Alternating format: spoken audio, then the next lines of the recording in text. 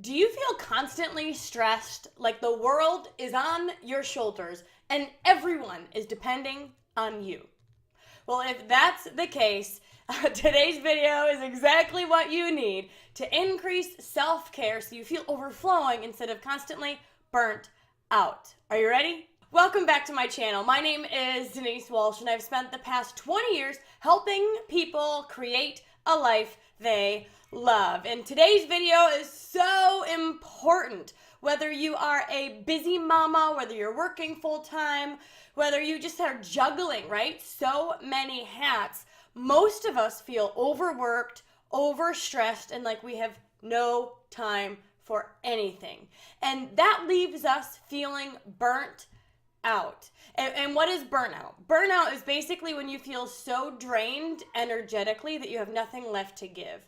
You're very quick to anger, to frustration, to like anxiety because you feel like you've got so much going on and you can't handle it all. And to be honest, you'd probably rather spend all day in bed because life is just too overwhelming. If you've ever felt like that, I would love for you to hashtag dream life below, because today I'm going to give you 3 tips for how to break through it.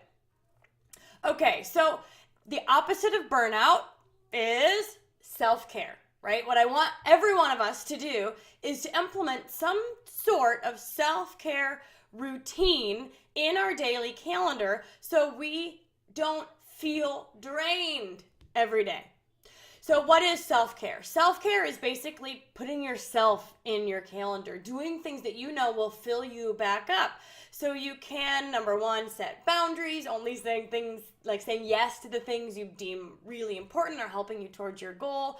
So you're setting boundaries with your calendar. You are doing things that bring you joy, that bring you peace consistently enough to actually see a change in your life. So the 3 steps to increasing self-care is, number 1, figure out what you love. Like, what fills you up? Is it alone time? Is it reading books? Is it exercise? Is it maybe coffee date with friends? Is it crocheting or knitting? Is it scrapbooking? You know, what is it for you that brings you joy, that brings you peace, where you can you leave that experience going, ah. That's number 1. Figure it out. And so what I'd love for you to do is to write what's called a joy review. What brings you joy? A lot of times it's when we're in nature or when we're on vacation or when we're golfing or doing things that kind of give us space and time to decompress and relax a minute. So number 1 is figure out what you love. Okay, so figure out what you love. Write down things that bring you joy.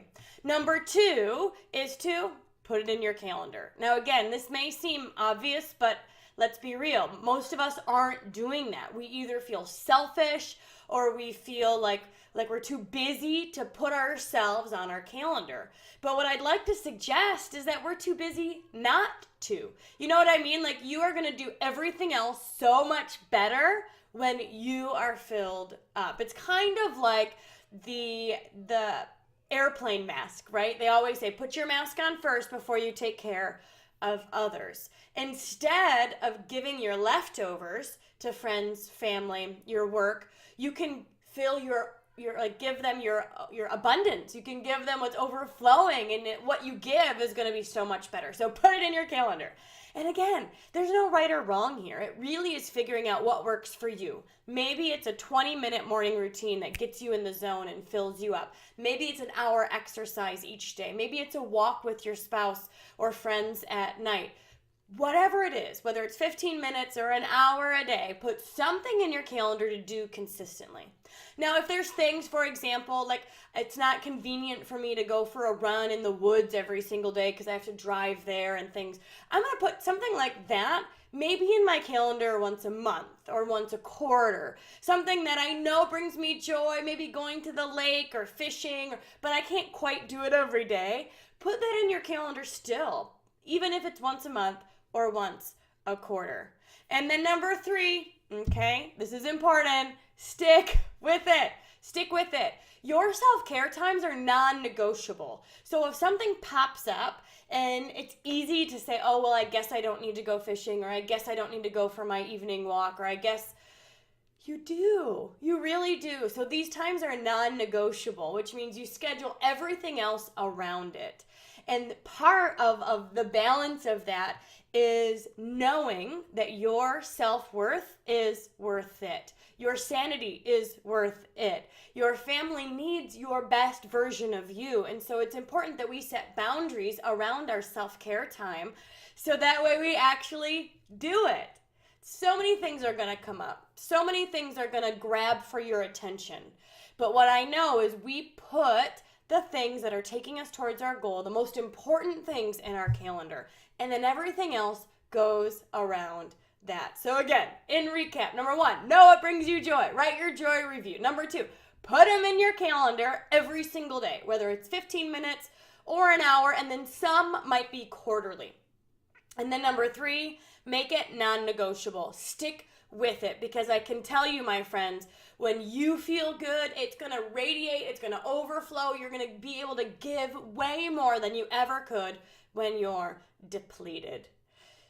Doesn't that make you feel good just to think about doing fun stuff? Now, if you're sitting here and you're kind of like, okay, that's really nice, but really I have no time. Here's a reality check. You do. We all have the same 24 hours in the day. You may need to shift things around. You may have to say no to some extracurricular activities. You may not be able to, volunteer or do extra sports or do what you may have to rearrange things in your life to make this a priority.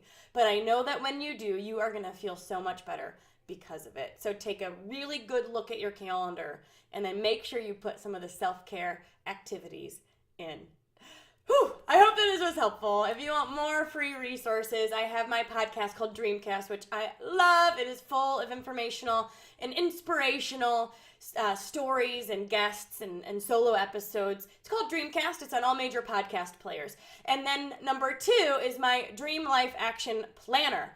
You guys, this is really powerful for those of you that really want to take control of your calendar and brain dump everything you're doing and put things back on your calendar that you know are going to lift you up and take you where you want to go. DeniseWalsh.com/action. Thank you so much. Comment Dream Life down below and an aha moment you had, and I'll see you in the next one.